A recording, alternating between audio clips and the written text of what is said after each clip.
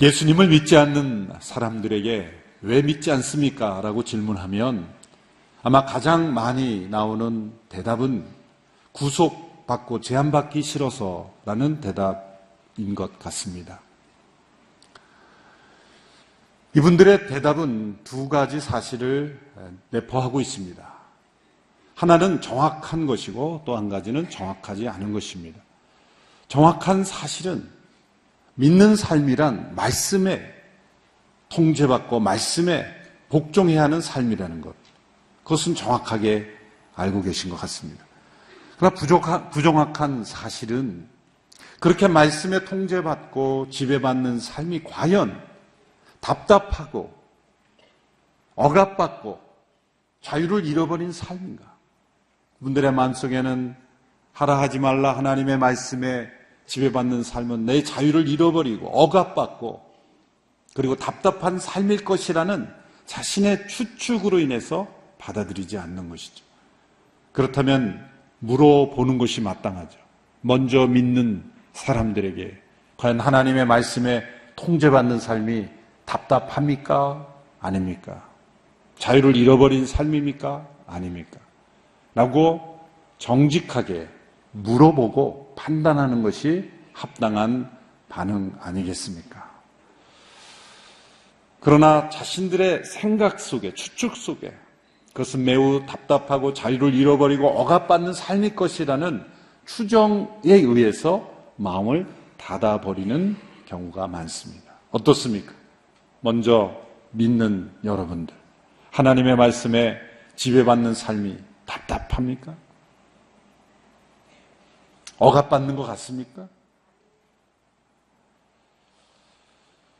그렇다고 한다면 예수님을 믿지 않는 삶은 어떤 법에도 법칙에도 저촉받지 않는 과연 자유로운 삶일까요?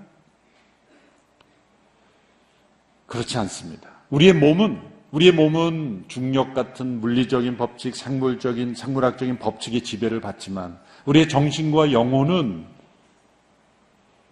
어떤 세상의 법을 뛰어넘는 보이지 않는 법칙에 지배받고 있습니다. 옳고 그름의 법칙이 세상에는 존재합니다. 모든 사람을 지배하고 있는 도덕률이라고도 말할 수가 있고 또 인간 본성의 법칙이라도 말할 수 있고 옳고 그름의 법칙이라고 말하는 그런 법칙이 있습니다. C.S. 루이스라는 분이 순전한 기독교라는 유명한 책에서 그 책은 2차 대전 당시에 BBC의 라디오 방송으로 강연으로 이루어진 거죠. 전쟁으로 서로 죽고 죽이는 그 비참한 상황 속에서 그분이 강조했던 것, 많은 사람들의 귀를 깨우쳤던 것은 세상에는 옳고 그름의 법칙이 있다. 아무리 합법적이라도 하나님 보시기에는 옳지 않은 것이 있다. 많은 사람들이 아무렇게 생각하지 않아도 하나님 보실 때는 그런 것이 있다. 옳고 그름의 법칙이 세상에 존재한다. 오늘날 이 시대의 무서운 사상은 옳고 그름의 법칙이 존재하지 않는다는 거죠. 사람들에게는 규율과 법칙이 필요 없다는 겁니다. 오직 자유만이 인간에게 필요하다. 무서운 사상이죠. 그러나 세상에는 옳고 그름의 법칙이 존재합니다. 그 증거가 뭘까요? 서로 사람들이 다투고 싸우는 것을 보면 마땅히 그렇게 해야 된다라는 어떤 그 옳고 그름이라는 것을 인정하기 때문에 서로 싸우는 것 아니에요. 나는 거기에 합당하지만 당신은 거기에 합당하지 않다라고 말하고 있는 것 아닌가요? 우리 마음속에 느끼는 불안과 또 어떤 갈등, 그것들은 왜 생기는 걸까요? 세상의 법으로는 아무런 문제가 없는데 왜 내 마음속에는 갈등이 번민이 일어나는 거예요? 왜 서로 다투고 싸우는 것일까요? 모든 것들은 옳고 그름의 법칙이 존재한다라는 어떤 인정과 동의가 있기 때문에 서로 싸우는 거예요. 사람들은 이것을 외면합니다. 왜 이런 옳고 그름의 법칙이 존재할까요? 인간이 만든 것이 아닙니다. 인간의 아이디어로 만들어진 것이 아닙니다. 교육을 통해 전해지는 것도 아닙니다. 인간의 본성 안에 있는 것도 아닙니다. 이것은 인간 위에서 존재하는 거예요. 인간 밖에서 우리에게 주어진 것입니다. 그것은 인간을 만드신 하나님께서 인간이 어떤 모습으로 존재해야 되는지를 알고 계신 하나님께서 우리를 다스리시는 법칙이 있기 때문에 그러한 옳고 그름의 법칙이 존재하는 거죠. 그것을 도덕률이라고도 할 수가 있고 어떤 명칭을 써든지 간에 어떤 세상의 법과 제도를 뛰어넘어서는 인간 위에 있는 옳고 그름의 법칙이 존재한다. 물고기는 물 속에 있는 것이 가장 자유롭고 행복하죠. 물 속에 살도록 창조되었기 때문에 물 속에 있어야 그는 자유로운 거예요. 물고기가 물 속에 살면서 나는 언제까지 물에만 살아야 되는가? 나도 육지를 좀 뛰어다니고 싶다. 동경하지 않습니다. 그렇게 살도록 창조되었기 때문이죠. 만일 물고기가 물속에 사는 것이 답답하다고 여겨서 물에서 튀어나오면 어떻게 됩니까? 그 순간 사시미가 되는 거죠. 새는 하늘을 날도록 창조되었어요. 나는 왜 이렇게 하늘을 날아다녀야 되는가? 나도 저 넓은 육지를 좀 뛰어다니고 싶다. 그 새 다리로 열심히 뛰어다니는 모습. 바보 같은 모습이죠. 부자연스럽죠. 새는 하늘을 나는 것이 자연스럽고 행복한 것입니다. 창공을 나는 새가 가장 행복하듯이 인간에게 있어서 가장 큰 행복은 인간이 성취하는 어떤 것이 아니에요. 인간이 어떤 성패야 인간 자신에게서 나오는 것이 아니라 인간에게 주어진, 인간을 창조하신 하나님께서 주어진 그 법칙에 철저히 따르는 것이 인간에게 가장 큰 행복인 거예요. 그것이 자유인 거예요. 어떤 법칙도 나는 구속되기 싫다라고 거부하는 것이 자유가 아니라 그 법칙을 거부하기 때문에 오히려 자유를 잃어버린 것이고 갈등하는 것이고 방황하는 것이죠. 행복을 느끼지 못하는 것입니다. 하나님께서 이스라엘 백성들을 택하셔서 이스라엘에 모세를 통해서 규례와 법도를 주셨습니다. 모세를 통해 주신 이 규례와 법도는 하나님께서 인간을 창조하신 하나님께서 그 시대에 가장 하나님의 뜻을 잘 표현하여 담은 옳고 그름의 법칙을 잘 표현하여 주신 말씀들입니다. 하나님은 이스라엘 백성을 향한 계획을 가지고 계셨습니다. 아브라함을 통해 그 민족을 이루시고 그 민족을 통해서 온 민족에게 하나님의 살아계심을 나타내기를 원하셨어요. 그래서 그 이스라엘에게 하나님께서는 그 말씀에 철저히 복종할 것을 원하셨습니다. 왜 그 말씀에 복종을 요구하십니까? 그것이 살 길이기 때문입니다. 그냥 사는 것은 사는 것이 아닙니다. 생존을 위한 삶은 사실 의미가 없죠. 살기 위해 사는 것이 아니라 왜 살아야 하는지를 알며 사는 것. 의미 있는 삶, 목적 있는 삶. 그 삶을 통해 하나님의 뜻이 이루어질 때 그건 정말 행복한 것이고 아름다운 것입니다. 오늘 보면 4장 1절의 말씀을 보십시오. 4장 1절의 말씀 같이 읽습니다. 시작. 이제 내가 너희에게 가르치려는 규례와 법도의 귀를 기울이라. 그 말씀에 복종하라. 그러면 너희가 살 것이며 너희 조상들의 하나님 여호와께서 너희에게 주시는 그 땅으로 들어가 차지할 것이다. 말씀에 복종하는 것 그 자체가 끝이 아니라 그것을 통해서 하나님의 놀라운 계획이 있는 것입니다. 그래서 모든 인류를 향한 하나님의 목적을 이루는 것입니다. 그 말씀에 귀를 기울여 복종하는 그 백성들을 통해서 하나님께서 이루신 계획을 이루는 것입니다. 모든 민족을 구원하시는 하나님의 역사를 이루는 것입니다. 우리가 하나님의 말씀에 철저히 복종할 때 놀랍게도 내가 생각하지 못했던 나의 인생이 너무나 귀한 인생이구나라는 것을 생각하게 됩니다. 내가 계획하고 내가 추구했던 그것과 비교할 수 없는 놀라운 인생의 목적이 말씀에 복종할 때 내 인생을 향한 목적이 나타나는 거예요. 여러분, 내 인생의 목적은 내가 찾는 것이 아니에요.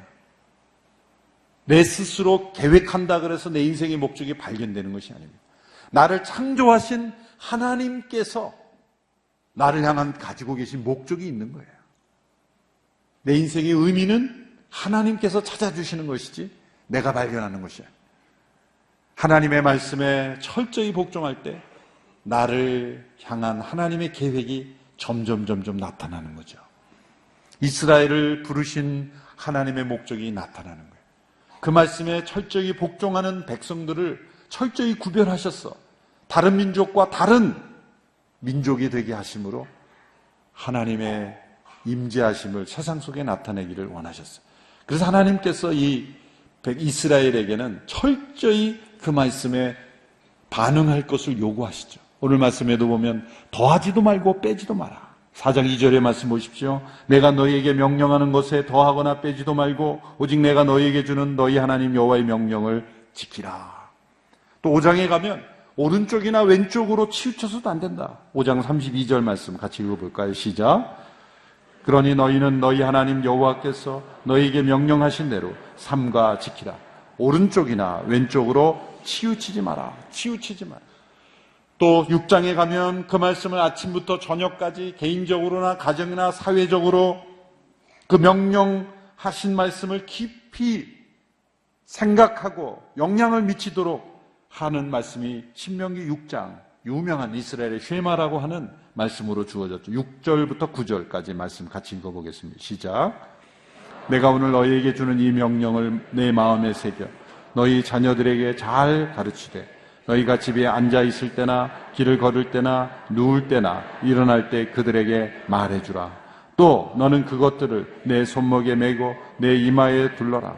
그것들을 너희 집 문설주와 대문에 적어두라. 아침부터 저녁까지 언제 어느 곳에 있든지 그 말씀을 기억하고 영향을 받도록 해라. 또 이 말씀은 소수의 엘리트들만 깨달을 수 있는 말씀이 아니다. 환상을 보거나 또 그 말씀을 이해하기 위해서 엄청난 희생과 순례의 길을 하는 사람만 깨달을 수 있는 말씀이다. 그냥 모든 보통 사람들이 깨달을 수 있는, 지킬 수 있는 말씀이다. 신명기 30장 11절 14절의 말씀을 제가 읽어보겠습니다. 내가 오늘 너희에게 명령하는 것은 너희에게 지나치게 어려운 것도 아니고 너희가 다다를 수 없는 것도 아니다. 그것은 하늘 위에 있지 않으니 너희는 누가 하늘로 올라가 그것을 잡겠으며 우리에게 선포했다고 해서 우리가 순종하게 하겠는가 하고 물을 필요가 없다. 그것은 바다 밑에 있는 것도 아니니 누가 바다를 건너가 그것을 잡겠으며 우리에게 선포했다고 해서 우리가 순종하게 하겠는가 하고 물을 필요도 없다. 오히려 그 말씀은 내게 아주 가까워 너희 입에 있고 너희 마음에 있어 너희가 순종할 수 있다. 하늘 위에 있어서 하늘에까지 찾아가는 할 필요도 없고 바다 밑에 있어도 찾아갈 필요도 없다. 너무 어려워서 해석하기 어려워서 깨달을 수 없는 말씀도 아니다. 너희 입에 있고 너희 귀에 있고 마음에 있어 순종할 수 있다. 여러분, 하나님께서 우리에게 주신 말씀이 해석하기 어려워서 실천 못하는 말씀 하나도 없어요. 예수님께서 제자들의 발을 씻어주시면서 내가 너에게 이렇게 했으니 너희도 서로 발을 씻기라. 발 씻기는 게 뭔지 몰라서 못 씻기는 사람 아무도 없습니다. 그 말씀이 어려운 것은 우리가 행할 수 있는 말씀이기 때문에 어려운 거예요. 서로 발을 씻기라. 어떤 예식이 아니라 서로 내 옆에 있는 한 사람의 발을 씻기라는 그 말씀. 이해하기 힘든 말씀도 아니죠. 그러나 그 말씀에 복종할 때 우리를 통한 하나님의 놀라운 역사가 나타난다는 거죠. 그 말씀에 복종하는 자들에게 주어진 약속의 말씀들이 나타나 있습니다. 첫째는 유혹에 넘어져 멸망하지 않게 된다는 거죠. 3절 4절의 말씀 같이 읽습니다. 시작. 바알 부올에서 하신 일을 너희 두 눈으로 똑똑히 보았다. 너희 하나님 여호와께서 너희 가운데 바알 부올을 따른 사람들을 하나도 빠짐없이 멸망시키셨다. 그러나 너희 하나님 여호와라 끝까지 붙들고 떠나지 않은 너희 모두는 지금까지도 살아있다. 삶을 무너뜨리는 것은 위기가 아니라 삶을 무너뜨리는 것은 유혹이요 시험입니다. 위기가 왔을지라도 말씀에 복종하면 위기는 기회가 됩니다. 그러나 말씀에 복종하지 않으면 작은 위기에도 멸망하게 되는 것이죠. 내 삶이 무너지는 것은 결코 삶에 문제가 많아서가 아닙니다. 작은 유혹에 쓰러지는 나의 연약함 때문에. 하나님의 말씀에 복종하는 것은 우리의 삶을 지켜주는 것입니다. 우리를 피곤하고 힘들고 구속하고 얽매이고 답답하게 부자연스럽게 하는 것이 아니라 말씀에 복종하는 것이 우리를 자유케 하는 것이고 우리를 세워주는 것이고 우리를 보호해 주는 것이죠. 많은 사람들이 하나님을 믿을 때 하나님을 어떤 산타클로스 같은 분으로 생각하고 싶어 해요. 내 삶에 전혀 간섭하지 않고 내 필요할 때만 나에게 좋은 것 선물해 주는 그런 산타클로스 하나님으로 생각하는 거죠. 그러나 하나님은 그렇게 우리의 삶에 전혀 간섭하지 않고 우리가 좋아하는 것만 던져주는 산타클로스가 아니십니다. 그분은 죄에 대하여 징벌하시는 진노하시는 하나님이세요. 무한히 자비로우신 하나님이시지만 악을 참지 못하시는 정의의 하나님이시요 또 진노하시는 하나님이세요. 그래서 만일 우리가 하나님의 말씀에 벗어난 악에 속한 일에 우리가 함께 참여하면 멸망하게 되는 겁니다. 하나님의 진노는 철저히 악에 대해서만 진노하시고 악에 속한 것에 대해만 일어나는 분노예요. 화내기를 즐기시는 하나님이 아니십니다. 그분은 자비롭고 인애가 풍부하시며 노하기를 더디하시는 그 하나님이시지만 우리가 말씀에서 벗어나 죄와 악에 속한 일에 편승하면 하나님은 진노하시는 하나님이세요. 바알을 섬기고 따랐던 자들이 어떻게 됐는지 너희들이 보지 않았느냐.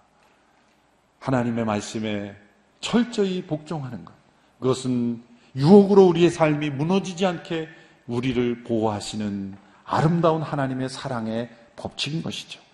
두 번째로 우리가 그 말씀에 복종할 때는 지혜와 통찰력을 주신다 약속하셨어요. 4장 6절의 말씀을 같이 읽겠습니다. 시작. 규례와 법도들을 잘 지키라. 이것으로 너희 여러 민족들에게 너희의 지혜와 통찰력을 보여주게 될 것이다. 이들은 이 모든 규례들에 대해 듣고 이 위대한 민족은 지혜롭고 통찰력 있는 백성이다라고 할 것이다. 지혜와 통찰력을 두 번씩이나 강조했습니다. 하나님의 말씀에 철저히 복종하는 사람에게는 하나님이 지혜와 통찰력을 주신다. 여러분, 이것은 지능지수와 전혀 상관없는 거예요. 지능은 아주 좋은데 바보같이 사는 사람들이 있어요. 지능지수는 낮은데 정말 지혜롭게 사는 사람들이 있어요. 왜 그럴까요? 하나님을 경외하고 그 말씀에 복종하는 자들에게는 지혜와 통찰력을 주신다 약속하셨기 때문이에요. 지혜란 무엇입니까? 지식은 정보일 뿐이에요. 지혜는 올바른 선택과 결정을 할 수 있는 능력이에요. 올바른 선택을 할 수 있는 그런 능력, 이것이 지혜입니다. 이 지혜는 학력과도 상관이 없고 어떤 전문적인 지식과도 상관이 없습니다. 이 지혜는 삶을 의미 있게 하나님께서 나를 향한 목적대로 살아갈 수 있도록 올바른 선택을 내릴 수 있는 능력. 정말 IQ는 좋은데 올바른 선택을 하지 못하는 사람이 얼마나 많습니까? 우리에게 필요한 것은 지혜입니다. 근데 그 지혜는 어디서 온다고 말씀했습니까? 말씀에 복종할 때 우리에게 지혜와 통찰력이 생기는 것이죠. 여러분, 지혜와 통찰력이 있으면 문제의 크기는 문제가 아닙니다. 문제가 큰 것이 문제가 아니라 지혜가 없는 것이 문제죠. 지혜가 있는 사람은요, 아무리 문제가 커도 절대로 두려워하거나 당황하지 않습니다. 지혜가 없는 사람은 작은 문제도 크게 만들고 작은 문제 앞에서도 무너집니다. 정말 우리에게 중요한 문제는 지혜가 없는 것이 문제예요. 세상에는 문제가 널려 있어요. 문제를 보지 마시고 하나님 제게 말씀에 순종할 때 주시는 지혜를 주십시오. 그 지혜가 자라나요. 그 지혜는 한순간에 우리에게 찾아오기도 하지만 날마다 자라나가는 거예요. 말씀에 복종한 만큼 그 지혜가 자라납니다. 병원에 가면 엑스레이 필름을 보면 환자들이 보면 다 하얗고 꺼먹고 그거밖에 안 보여요. 그런데 선생님들이 보시면 병을 찾아내잖아요. 그것은 훈련을 통해 그 병을 찾아낼 수 있는 능력, 지혜를 얻는 거예요. 피카소의 그림을 보면 저는 애매하기만 하지 어떤 메시지가 있는지 몰라요. 그런데 평론가들은 그걸 가지고 글을 쓰고 평론을 하죠. 그것은 어떤 남다른 통찰력, 훈련을 통해 얻어지는 거죠. 영적인 지혜도 마찬가지입니다. 한순간에 어느 날 갑자기 한순간의 기도로 나의 영적 지혜가 한 번에 자라기를 기대하지 마십시오. 날마다 말씀에 복종한 만큼 우리는 더 지혜로워지고 그 통찰력이 우리에게 부어진 줄로 믿습니다. 요셉이 그랬죠. 하나님께서 요셉의 삶을 왜 그 바로의 이집트에서 그를 총리로 세우셨습니까? 그것은 그에게 지혜와 통찰력이 있었기 때문입니다. 그것은 한순간의 중간이 아니라 순간순간 하나님께 그 말씀에 순종하고 유혹이 왔을 때 말씀에 순종하고 문제가 왔을 때 말씀에 순종하고 자신을 미워하는 형제들 앞에서 말씀에 순종하고 순종하다 보니까 하나님께서 그를 귀하게 쓰시는 지혜와 통찰력 있는 사람으로 하나님께서 세워주신 것이죠. 우리 자녀들에게 지혜가 임하도록 말씀에 복종함으로 지혜를 얻는 자녀들이 되도록 기도할 수 있게 되기를 바랍니다. 세 번째, 그 말씀에 복종하는 자들에게 주신 약속, 기도할 때마다 하나님께서 가까이 다가오심을 더욱 체험하게 합니다. 7절, 8절의 말씀 같이 읽습니다. 시작. 기도할 때마다 가까이 다가오시는 우리 하나님 여호와처럼 자신들에게 가까이 다가오는 신이 있는 민족이 어디 있느냐. 또 내가 오늘 너희 앞에 둔 이 법도처럼 의로운 규례와 법도를 가진 민족이 어디 있느냐. 우리 하나님, 우리가 기도할 때마다 가까이 다가오신 하나님이세요. 우리가 도와달라 외칠 때 내가 여기 있다 라고 말씀하시며 가까이 다가오신 하나님, 우리가 구하기도 전에 우리가 있어야 될 것을 아시는 하나님. 그런데 우리가 아무리 기도해도 그 하나님의 가까이 오심을 체험하지 못하는 이유가 뭘까요? 불순종하기 때문이에요. 내 손이 짧아 권하지 못함도 아니요 내 귀가 닫혀서 듣지 못함이 아니다. 우리 죄악이 하나님과 우리 사이를 가로막는다. 그런데 우리가 하나님 앞에 복종, 말씀에 복종하는 삶을 살 때 하나님은 더욱더 가까이 우리에게 다가오신, 하나님의 임재하심을 더욱 체험하고 싶으십니까? 말씀에 순종해 보십시오. 철저히 복종해 보십시오. 놀랍게 하나님의 임재하심이 더 가까이 나의 삶에 찾아오심을 경험하게 될 것입니다. 그 의로우신 하나님의 규례와 법도에 복종하며 살아가면 그 의로우신 하나님의 임재하심을 더욱 체험하게 되는 것입니다. 말씀에 복종하는 것이 사는 길입니다. 그냥 사는 것이 아니라 멸망하지 않고 복되게 사는 길입니다. 지혜로 세상 속에서도 승리하며 사는 길입니다. 기도로 날마다 하나님의 가까이 다가오시는 인지하심을 체험하며 사는 길입니다. 그래서 우리는 이 말씀을 생명처럼 붙잡아야 하는 것입니다. 그 말씀에 복종해야 하는 것이죠. 그래서 경건한 하나님의 사람들은 억지로 지켜야 되는 의무가 아니라 그 말씀을 즐거워하며 지켰다 그랬어요. 금보다 더 귀하게 여겼다 그랬습니다. 그리고 꿀보다 더 달게 여겼다 그랬습니다. 왜냐하면 그 말씀이 나를 살리기 때문이에요. 복되게 살게 하기 때문이죠. 하나님께 쓰임받는 삶으로 인도하기 때문입니다. 그 말씀에 복종함으로 하나님의 뜻에 쓰임받는 우리 모두가 되기를 원합니다. 기도하겠습니다. 불순종의 영에 사로잡힌 저희들을 구원하셔서 십자가의 능력으로 구속하시고 이제 성령 안에서 하나님의 말씀에 순종하는 자녀 삼아주신 것 감사합니다. 이스라엘에게 주신 말씀처럼 그 말씀을 우리에게 받습니다. 그 말씀에 복종하라 하신 그 말씀, 그 선하신 하나님의 뜻과 계획에 온전히 순종하며 나가는 저희 되게 하여 주옵소서. 우리 인생에 닥치는 여러 시험과 유혹 앞에 무너지지 않게 하여 주시옵시고, 우리가 당하는 인생의 문제 앞에 절망하지 않게 하여 주시옵시고, 하나님께서 요셉을 사용하셨듯이 이 시대에 하나님의 말씀에 복종하는 자들을 통하여 이 시대를 변화시키는 능력 있는 사람들로 사용하여 주옵소서. 날마다 지혜와 통찰력을 부어주셔서 어떤 어려운 인생의 문제, 역사의 문제도 해결해 나가며 하나님의 살아계심을 나타내는 축복의 통로가 되게 하여 주옵소서. 기도할 때마다 하나님의 살아계심이 나타나게 하시고, 내가 여기 있다 응답하시는, 가까이 다가오시는 하나님을 체험하는 삶이 되게 하여 주옵소서. 모든 오늘의 교회 성도님들을 통하여 하나님의 영광이 이 땅에 나타나기를 원합니다. 말씀에 복종하는 저희들이 되기를 원합니다. 예수님의 이름으로 기도합나이다. 아멘.